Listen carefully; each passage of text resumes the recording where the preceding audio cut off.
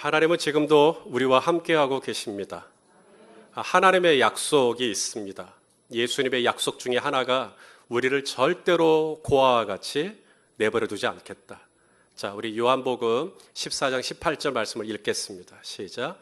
내가 너희를 고아와 같이 버려두지 아니하고 너희에게로 오리라. 이게 약속이에요. 우리가 약속 위에 굳게 서리라. 근데 그 약속이 뭐냐면 하나님이 절대로 저와 여러분을 내버려 두지 않는다. 이 다윗이 아들의 반역으로 인해서 이제 궁에서 빠져나와 광야로 도망을 쳤습니다. 얼마나 외롭고 얼마나 어려운 시간인지 모르겠습니다. 다시금 예전처럼 광야로 돌아가야 되는 그 다윗의 처지를 생각해 보면 다윗이 얼마나 울면서 또 얼마나 슬퍼했을지, 물론 성경에도 다윗이 실제로 울었다라고 표현이 되어 있으니까요. 하지만 그 힘들고 외로운 시간 하나님은 다윗을 홀로 두지 않으셨습니다. 전에도 다윗이 사울 왕을 피해서 광야로 도망 다닐 때 역시나 다윗을 홀로 두지 않으셨습니다. 하나님은 많은 사람들을 다윗에게 보내셨고 다윗과 함께 있게 하셨습니다.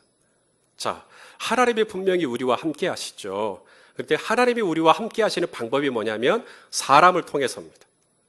그래서 사람들을 보내셔요. 우리 지난번에 읽었던 말씀입니다만은 사무엘상 22장 1절 2절 자 읽겠습니다. 시작. 그러므로 다윗이 그곳을 떠나 아둘람 굴로 도망하매 사울을 피해 아둘람 굴로 도망을 갑니다. 그랬을 때 다윗은 홀로 두지 않고 사람들을 보내죠.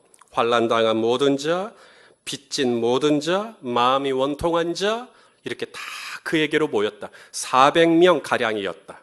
그래서 다윗 혼자 있지 않습니다. 400명 이상이 다윗과 함께 있게 하십니다. 이번에도 마찬가지입니다. 아들 압살롬의 반역으로 다윗이 광야로 도망을 갔을 때 하나님은 다윗을 홀로 두지 않고 수많은 신하들이 다윗과 함께 합니다. 기꺼이 신하들이 불편을 감수하고 다윗과 함께 합니다. 군사들도 다윗과 함께 합니다. 물론 모든 군사들이 다 다윗과 함께 있었던 건 아닙니다. 그런데 소수였지만 군사들이 다윗과 함께 합니다.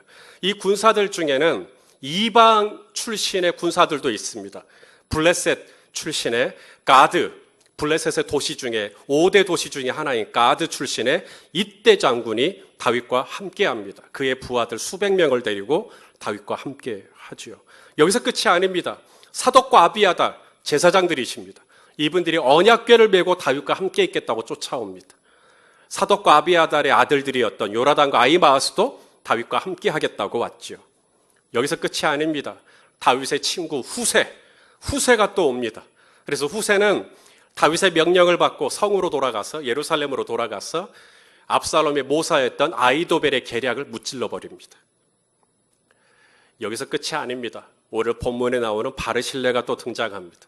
하나님은 바르실레도 다윗에게 보내주십니다.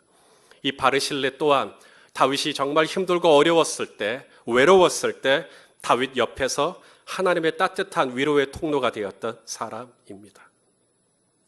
여러분, 우리 하나님의 이름이 있습니다. 예수님의 이름이 있습니다. 임마누엘 들어보셨어요? 예, 임마누엘 뜻이 뭐죠? 하나님이 우리와 함께 하신다. 언제요? 지금 여기 계시며. 예, 우리 하나님은 지금도 여기에 이 순간 우리와 함께 하시는 임마누엘 하나님이십니다. 여러분에게 보호가 필요해요. 그러면 하나님은 군사를 보내십니다. 이때를 보내십니다. 그래서 하나님이 다윗을 보호해 준 것처럼 우리를 보호해 주십니다. 우리에게 영적인 필요가 필요해요. 영적인 필요가 있죠. 하나님이 사독과 아비아달을 보내십니다. 주의 종들을 보내십니다. 또한 나에게 친구가 필요해요. 하나님은 요나단을 보내십니다. 그리고 후세를 보내십니다. 그래서 적절하게 도움을 받게 하십니다. 또 우리에게 물질적인 필요가 필요 있죠. 분명히 먹을 것도 필요하고 입을 것도 필요하고 하나님은 누구를 보내시냐면 바르실레를 보내시는 겁니다. 그래서 모든 물질적인 필요가 채워지도록, 그래서 하나님이 때에 따라 돕는 은혜를 베풀어 주시는 임마누엘, 나와 함께 하시는, 영원히 나를 떠나지 아니하시는, 지금 여기 계시는 이 하나님을 신뢰하실 수 있기를 바랍니다. 여러분이 여러분을 어디에 떨쳐라도 여러분은 혼자가 아닙니다. 여러분이 새벽에 날개를 치고 바다 끝에 거해도 여러분은 혼자가 아닙니다. 모든 불이 다 꺼지고 시커먼 어둠의 시간이 여러분에게 찾아와도 여러분은 혼자가 아닙니다. 하나님이 세상 끝날까지 저와 여러분과 함께 하시기로 약속하셨습니다. 그러므로 이 임마누엘 되시는 하나님을 신뢰하시길 바랍니다. 자, 바르실레, 그가 어떤 사람인지 오늘 본문을 통해서 보겠습니다. 자, 바르실레에 대해서 알 수 있는 두 가지의 정보가 오늘 본문에 등장합니다. 바르실레가 누구일까? 자, 32절 말씀에 같이 한번 읽어보겠습니다. 시작. 바르실레는 매우 늙어 나이가 80세라. 그는 큰 부자이므로 왕이 마하나임에 머물 때 그가 왕을 공개하였더라. 자, 바르실레에 대해서 알 수 있는 두 가지 정보가 나옵니다. 하나는 뭐죠? 그가 나이가 많아요. 몇 세라고 해요? 80세. 나이가 꽤 많습니다. 모세가 하나님께 부름받았을 때도 나이가 80세였습니다. 적지 않은 나이죠. 두 번째 바르실레에 대해서 알 수 있는 정보가 뭡니까? 그는 큰 부자다. 어느 정도의 부자요? 큰입니까? 큰입니까? 그렇다고 그걸 또 따라 하시니까 좀 그렇습니다. 진짜 큰 부자예요. 엄청난 부자입니다. 그래서 다윗이 마하나임이라는 곳에 피신해 있을 때 그를 어떻게 했다고요? 바르실레가 공개했다. 여러분, 공개했다. 이게 뭘까요? 물질로 후원했다는 것입니다. 다윗에게 필요한 게 있을 거잖아요. 마하나임에 있을 때 먹을 것 어떻게 합니까? 누군가는 먹을 걸 제공해야죠. 잠잘 것, 머물 것, 또 일상생활에 필요한 모든 것들을 바로 바르실레가 다 제공했다는 것이에요. 이 바르실레라는 이름은 오늘 본문에만 처음 등장하는 이름이 아닙니다. 우리는 이미 바르실레라는 이름을 만난 적이 있어요. 사무엘하 17장에 다윗이 마하나임에 있을 때 다윗을 찾아왔던 세 사람 중에 한 사람이 바르실레입니다. 자, 읽어보겠습니다. 시작. 다윗이 마하나임에 이르렀을 때 암몬 족속에게 속한 라빠 사람 나세의 아들 소비와 로데발 사람 암멜의 아들 마길과 로글림 길르앗 사람 바르실레가, 자, 뭘 가지고 왔냐면 침상과 대야와 질그릇과 밀과 보리와 밀가루와 볶은 곡식과 콩과 팥과 볶은 녹두와 꿀과 버터와 양과 치즈를 가져다가 다윗과 그와 함께한 백성에게 먹게 하였으니 이는 그들 생각에 백성이 들에서 시장하고 고나고 목마르겠다 함이더라. 자, 그때도 제가 이미 설교를 했지만 이 라빠 사람 소비, 그 다음에 로드발 사람 마길, 그리고 길르앗 사람 바르실레.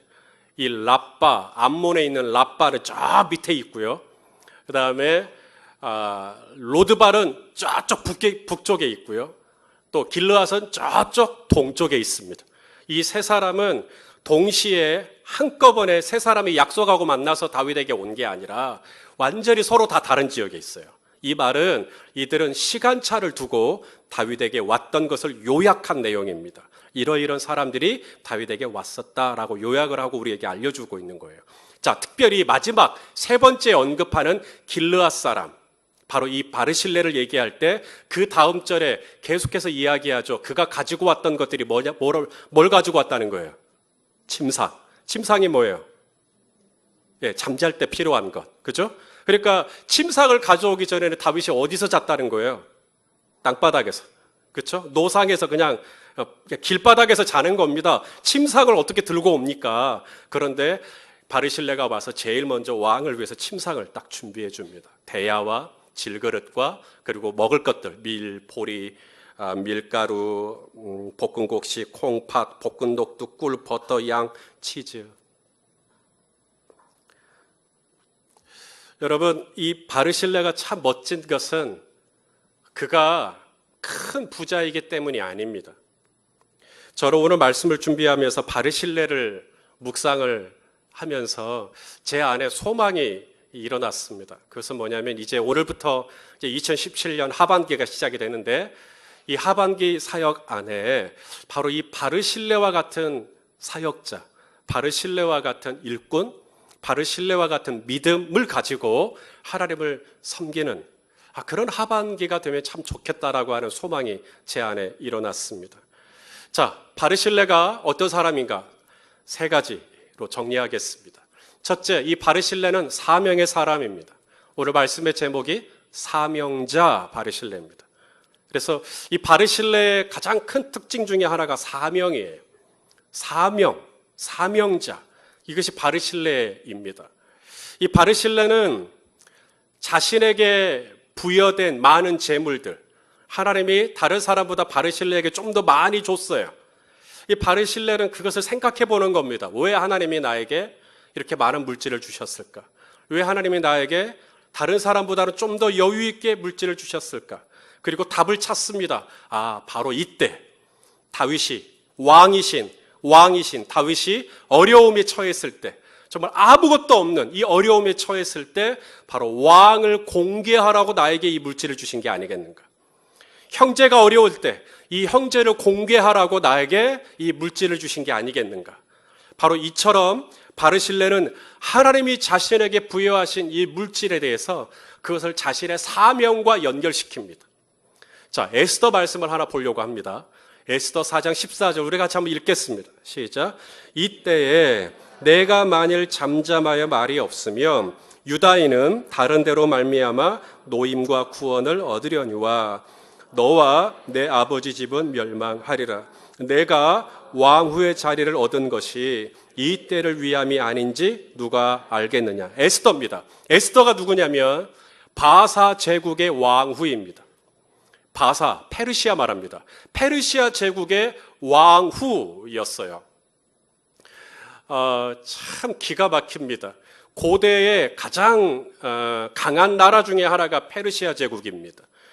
주전 586년에 유다가 바벨론에 의해서 망합니다. 그래서 북이스라엘은 진즉 망했고 남쪽 유다만 남아있는 상황에서 이 남쪽 유다마저 망하게 한 나라가 바벨론이에요. 그런데 이 바벨론을 함락한 나라가 바사 제국입니다. 페르시아예요. 그러니 이 페르시아가 얼마나 강한 나라겠습니까?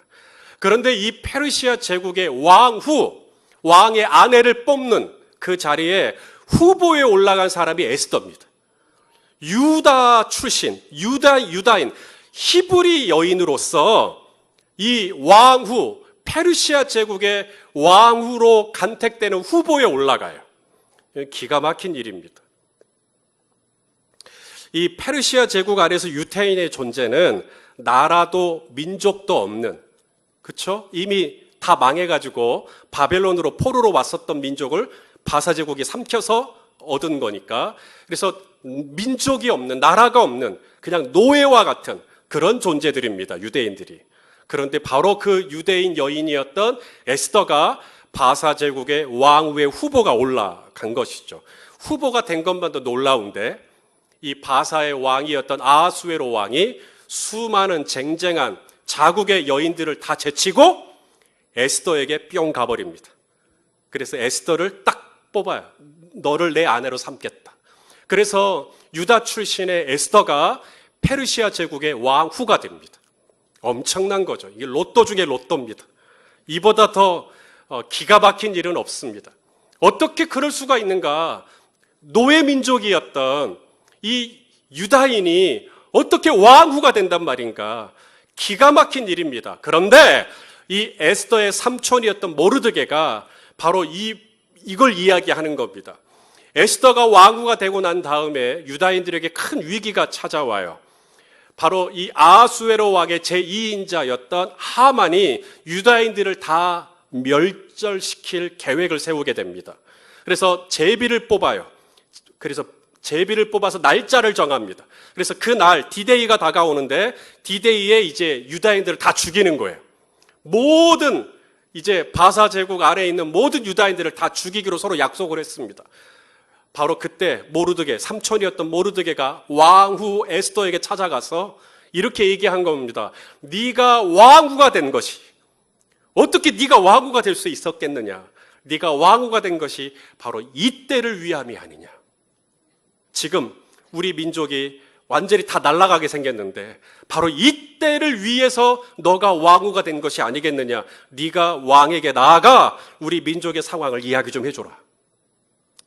왕후가 왕에게 먼저 나아가는 법은 없습니다. 왕이 왕후를 불러야 왕후가 왕의 얼굴을 볼 수 있는 거지, 왕후가 먼저 왕에게 나오는 법은 없는데, 에스더가 금식을 하고 그리고 목숨을 걸고 왕에게 먼저 나아갑니다. 근데 아하수에로 왕이 마음을 확 열고 에스더의 말을 들어줘요. 그리고 하만으로부터 극적인 구원을 유대인들이 받게 됩니다. 자, 따라서 합시다. 바로 이때를 위함이 아니냐. 그게 뭘까요? 그걸 바로 사명이라 그러는 거예요. 왜 하나님이 나에게 이 지위를 허락하셨을까? 왜 하나님이 나를 이렇게 높게 하셨을까? 바르실레의 경우 왜 하나님은 나에게 이런 물질을 주셨을까? 뿐만 아니라 왜 하나님은 나에게 이런 재능을 주셨을까? 왜 하나님은 나에게 이런 은사를 주셨을까? 왜 하나님은 나의 외모를 이렇게 뛰어나게 하셨을까? 하나님은 왜 나에게 목소리를 주셨을까? 여러분, 왜 주셨을까요? 하나님은 왜 다른 사람보다 조금 더 많이, 다른 사람보다 조금 더 뛰어나게 그 부분에서만큼은 여러분이 그것을 탁월하도록 하나님이 주신 이유가 뭘까? 이것을 바르실레는 사명하고 연결시킨 겁니다. 바로 이때를 위함이 아니겠느냐. 하나님이 나에게 지나가 80년 이렇게 많은 물질을 주셨는데 왜 하나님이 나에게 다른 사람보다 좀 더 여유 있게 물질을 주셨을까? 아하! 지금 마하나임에 아들을 피해 아들과 싸우고 싶지 않다는 이유로 그냥 도망자처럼 빠져나와 있는 왕을 공개하라고, 왕을 섬기라고, 바로 이때를 위함이 아니겠느냐. 바르실레는 자신에게 허락하신 조금 더 여유가 되는 이 물질을 사명과 연결시켜 버렸어요. 그리고 그 사명을 따라 그것이 사명이라고 연결되어지고 사명이라고 이해가 되어지는 그 순간부터 바르실레는 고민하지 않습니다. 따지지 않습니다. 사명이니까, 하나님의 미션이니까 바로 물질의 창고를 열어버립니다. 그리고 다윗의 신하와 다윗과 함께 있는 모든 군사들의 물질적인 필요를 바르실레 혼자서 다 감당합니다. 다 풀어버려요. 그리고 모든 필요를 다 채워줘 버립니다. 그렇게 했던 이유는 딱 하나, 사명이라고 생각했던 거예요. 하나님이 나에게 주신 미션. 그러니까 하나님이 나에게 이런 걸 주셨지라고 생각한 거죠. 아, 내가 이렇게 왕을 잘 섬기면, 내가 이번에 왕을 잘 공개하면 나중에 왕이 다시 예루살렘으로 돌아갈 수 있게 되었을 때, 뭔가 상황이 좀 더 호전되었을 때 나에게 콩고물이 좀 떨어지지 않겠는가. 이런 걸 기대하고 이런 걸 계산하고 도와준 게 아닙니다. 만일에 그랬다면 오늘 본문의 다윗이 예루살렘으로 돌아갈 때 바르실레에게 뭐라 그래요? 같이 가자 그래요. 이번에는 내가 너를 공개할게. 오늘 본문에 그게 나와요. 자, 33절 말씀에 예루살렘으로 돌아가서 내가 너를 공개하겠다라고 말합니다. 여러분, 이 말이 무슨 말이냐면 더 많은 물질이 바르실레에게 제공될 수 있는 기회가 열린 거예요. 왕이 이제는 내가 너를 공개하겠다. 엄청난 물질적인 보상이 바르실레에게 주어질 수 있는 기회가 열린 겁니다. 그런데 바르실레가 뭐라 그래요? 나랑 같이 가자 그러는데 바르실레가 네, 언제 갈까요? 몇 시에 갈까요? 라고 묻지 않습니다. 바르실레가 뭐라 그래요? 안 가겠습니다. 거절합니다. 이 말이 무슨 말입니까? 바르실레는 이러한 보상을 염두에 두고 다윗을 공개했던 게 아니었던 겁니다. 바르실레가 그 많은 물질을 가지고 왕을 공개했던 이유는 딱 하나예요. 뭐예요? 하나님이 나에게 주신 미션으로 이해한 겁니다. 하나님이 나에게 주신 사명으로 이해했죠. 그러므로 거기에 어떤 MSG를 넣지 않는 겁니다. MSG, 다시 말해 나의 어떤 계산, 어떤 욕망 이런 걸 집어넣지 않아요. 그리고 순전하게 하나님이 주신 사명이니까 최선을 다해서 그 사명에 응답합니다.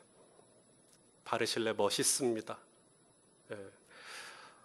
바르실레가 멋있는 이유 또 하나가 있습니다. 자, 왕이 바르실레에게 말합니다. 나랑 같이 돌아가자. 그때 바르실레가 거절합니다. 아니요, 저 안 가겠습니다. 그러면서 바르실레가 했던 대사가 있습니다. 기가 막힌 아름다운 대사입니다. 자, 우리 35절 바르실레의 이 거절하면서 했던 말입니다. 35절 읽어볼까요? 시작. 내 나이가 이제 80세라. 어떻게 좋고 흉한 것을 분갈할 수 있사오며 음식의 맛을 이 종이 어떻게 여인의 소리를 알아들을 수 있사오리이까? 어찌하여 종이 내 주 왕께 아직도 누를? 여러분, 이 말이 사실일까요? 정말로 지금 바르실레가 이런 상황일까요? 자, 바르실레가 이렇게 얘기하죠. 좋고 흉한 것을 저는 분간할 수 없습니다. 여러분, 좋고 흉한 걸 분간할 수 없는 바르실레가 어떻게 다윗을 공개합니까? 당시에 좀 있다는 사람들은 다 압살롬에게 줄을 섰어요. 그런데 유일하게 바르실레만 그 많은 물질을 가지고 마하나임에 있는 다윗에게 후원을 했습니다. 좋고 흉한 것을 분간할 수 없다는데 다윗을 돕는 이 마음, 더 나아가서 다윗이 자기랑 같이 가자고, 내가 너를 공개하겠다고 엄청난 기회가 열렸는데 여기서 바르실레가 브레이크를 겁니다. 아니요, 저는 안 가겠습니다. 왕의 호의, 왕이 주는 이 기회를 이 바르실레는 딱 잘라냅니다. 여러분, 이것도 엄청난 분간력입니다. 제가 이것을 뭐라고 부르면 좋을지 고민을 좀 했는데요. 이 바르실레는 누구인가? 첫 번째, 그는 사명을 알고 사명에 충성한 사람이고요. 두 번째, 바르실레는 자신의 사명의 한계를 아는 거예요. 사명의 한계. 제가 이렇게 한번 그냥 제 나름대로 이거 사명의 한계구나. 이 다윗을 돕는 것, 왕을 돕는 것, 바르실레는 이것을 자신의 미션으로 이해했습니다. 그런데 이것이 나의 사명이긴 하지만 왕이 마하나임에 있을 때 돕는 것, 광야에 있을 때 돕는 것과 다윗이 다시 예루살렘으로 왕궁으로 돌아갈 수 있었을 때 그때도 왕을 돕는 것, 그때도 왕을 공개하는 것, 이건 좀 다릅니다.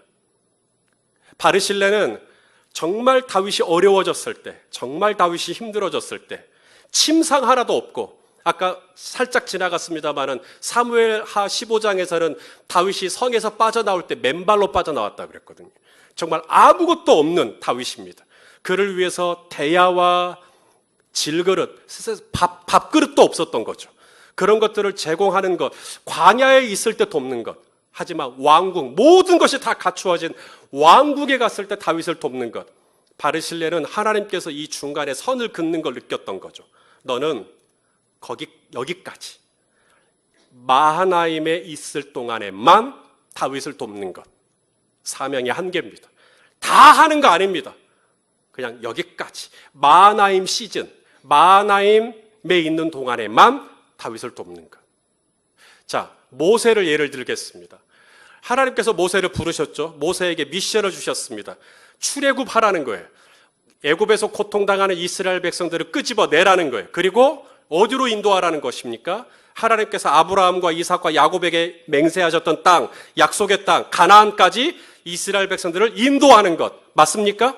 이것이 모세에게 주신 미션입니다. 그래서 모세는 지나가 40년 동안 수많은 광야를 지나, 바란 광야를 지나 모압 땅까지 이스라엘 백성들과 함께 합니다. 자, 모압 땅에 올라갔을 때, 오늘날의 요르단이죠. 저도 요르단에 가서 가나안 땅을 보았습니다. 요르단에 가서 이 가나안 땅을 보면 정말 장관입니다. 제가 성지순례 보고하는 사진에 게시판에 올렸습니다만은 이 모압 땅에서 이 건너편 이 가나안 땅을 보는 건 너무너무 아름다운 광경입니다. 모세가 하나님께 간구하죠. 저도 들어가게 해주세요. 저도 들어가고 싶어요. 저도 가나안 가고 싶어요. 그런데 하나님께서 여기까지라고 말씀하시죠. 자, 우리 신명기 말씀, 신명기 3장 26절 읽겠습니다. 시작. 여호와께서 너희 때문에 내게 진노하사 내 말을 듣지 아니하시고 내게 이르시기를 그만해도 족하니 이 일로 다시 내게 말하지 말라. 따라서 합시다. 그만해도 족하다. 여기까지 충분하다. 마하나임에 있을 때 다윗을 도와준 것으로 충분하다. 바르실레야, 네가 할 일 다 했다. 여기까지. 이제 왕궁으로 돌아가서는 내가 다윗을 따로 케어할 테니까 너는 여기까지. 여러분, 이걸 바르실레가 알았다는 거예요. 자신의 사명이 뭔지도 아는 것도 중요해요. 내 사명이 왕을 공개하는 거구나. 내 사명이 지금 마하나임 가운데 있는, 어려움 가운데 있는 다윗을 돕는 거구나. 자신의 사명을 아는 것도 중요해요. 또 하나 중요한 게 뭐냐면 하나님이 그만해도 족하다라고 말씀하시는 타이밍을 읽어내는 겁니다. 여기까지.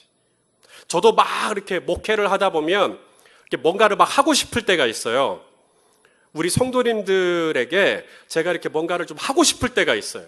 그런데 하나님께서 최근에도 저에게 여기까지, 손 목사 너는 여기까지 라고 말씀하시는 것을 제가 예민하게 느낍니다. 그러면 제가 여러분에게 뭔가를 하고 싶어도 하나님이 여기까지라고 말씀하셨기 때문에 하지 않습니다. 여러분, 내가 하나님으로부터 부여받은 사명이 뭐냐? 하나님이 나에게 주신 미션이 뭐냐? 여러분, 이걸 아는 거 굉장히 중요한 거예요. 그리고 미션을 알았으면 그 미션에 순종하는 것, 그것도 굉장히 중요한 일입니다. 근데 또 하나가 있습니다. 하나님께서 그만이라고 말씀하시는 거기까지 내가 알 수 있겠는가? 그리고 하나님이 그만해도 족하다라고 할 때 아멘 하실 수 있겠는가? 아멘 하여 주님께 영광을 돌리느니라. 바르실레가 멋있어요. 왜냐하면 그는 사명자였고요. 그리고 그 사명의 한계를 알았어요. 바르실레가 멋진 건 더 나아갑니다. 더 멋있는 모습이 나와요. 자, 이제 바르실레가 거절하죠. 저는 왕과 함께 돌아가지 못하겠습니다. 그리고 나서 바르실레가 한 명을 추천합니다. 김함, 김밥이 아니고요. 김함이라는 인물을 추천을 해요. 자, 37절 같이 한번 읽겠습니다. 시작. 당신의 종을 돌려보내옵소서. 내가 내 고향 부모의 묘 곁에서 죽으려 하나이다. 그러나 왕의 종 김함이 여기 있사오니 청하건대 그가 내 주 왕과 함께 건너가게 하시옵고 왕의 처분대로 그에게 베푸소서 하니라. 김함이 누구냐? 학자들마다 이결이 없어요. 이것은 모든 학자들이 다 동일하게 얘기합니다. 김함은 바르실레의 아들일 거다. 그렇게 얘기하는 이유가 있습니다. 나중에 다윗이 이 김함에게 포상을 합니다. 상을 줘요. 그 상이 뭐냐면 이 김함이 살 수 있는 땅을 줘요. 그리고 그 땅에 이름을 붙입니다. 김함의 이름을 붙여가지고 그 땅 이름이 그 사람 이름이에요. 예레미야 41장에 보면 게롯 김함이라고 하는 지명이 나옵니다. 게롯 김함. 김함의 집이란 얘기예요.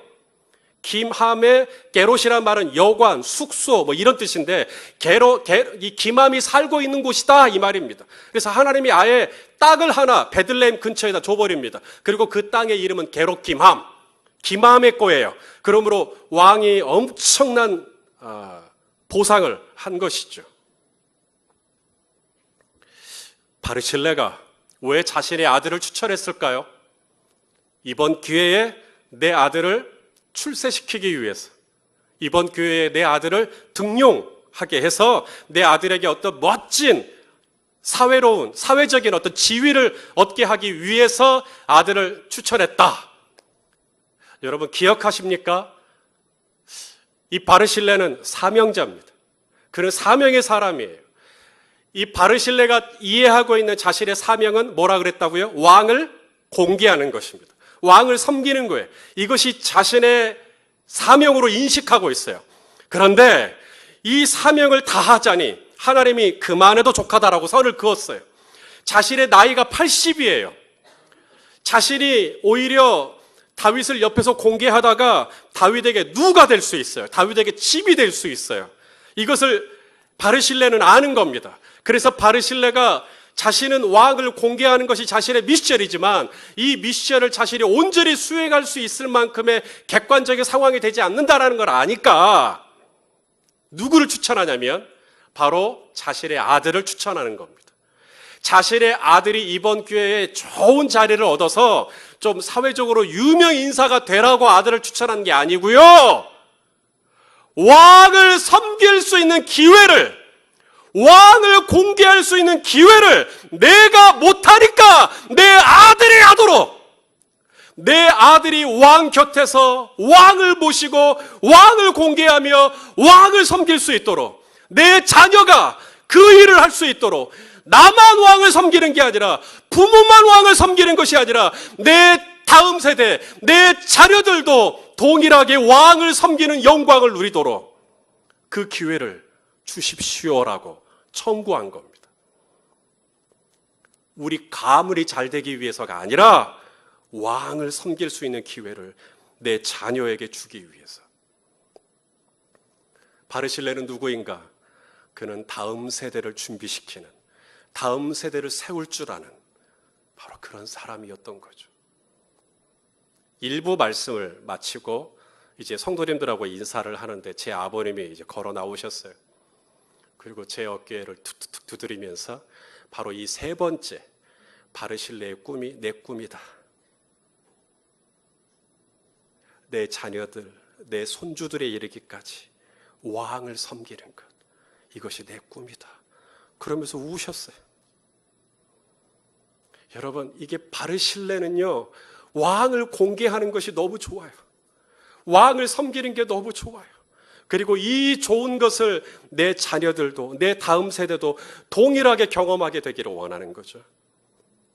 우리 정혜수 성도님 아들이 오늘 와 있는데, 우리 정혜수 성도님이 지난주 중에 하나님 품에 안기셨어요. 정혜수 성도님의 꿈은 바로 김함처럼 내 아들 수빈이도 하나님을 섬기는 영광을 누리는 거예요. 여러분, 이 바르실레의 꿈은 오늘 이 예배를 드리는 이곳에 부모라는 이름으로 앉아 계신 분이라면 모두가 다 가지고 있는 꿈일 겁니다. 우리 하은이도, 그렇죠? 하나님을 섬기는, 사랑하시는 성도 여러분, 바르실레가 참 멋집니다. 저는 바르실레처럼 하반기를 사역하고 싶습니다. 저는 저희 교회 이 모든 공동체가 바르실레와 같은 영성으로 하반기를 주님을 섬겼으면 좋겠습니다. 첫째가 뭡니까? 사명을 아는 겁니다. 나에게 주신 사명, 그리고 그 사명 앞에 내가 순종하며 반응하며 나아가는 것이죠. 그리고 그 순종할 때 주의해야 할 것은 MSG를 절대 넣지 않는 겁니다. 내가 이걸 하면 나에게 뭐가 오겠지, 이걸 넣지 않는 거예요. 그냥 하나님이 나에게 주신 미션이니까 순종하는 것입니다. 두 번째, 하나님이 그만해도 족하다라고 말씀하실 때까지 하는 것입니다. 그리고 하나님이 그만이라고 말씀하시면 아멘으로 받아들일 수 있는 그런 믿음이 저와 여러분에게 있게 되기를 소망합니다. 마지막, 다른 사람에게도 기회를 주는 거예요. 나만 왕을 독점하고 나만 왕을 섬기는 것이 아니라 내 다음 세대가 동일하게 하나님 앞에 나아가도록, 내 자녀들도 왕을 섬기도록, 우리 한 번도 왕을 섬겨본 적이 없는 누군가에게도 그 기회를 열어줄 줄 아는 사람. 여러분, 그렇게 저와 여러분이 이 공동체를 세워나간다면 하나님께서 이 교회를 보시고 기뻐하실 줄로 저는 믿습니다. 우리 하반기도 그렇게 열심히 하나가 되어 한 마음으로 한 뜻으로 우리 왕을 섬기는 은혜 가운데 있게 되시기를 예수님의 이름으로 축원합니다.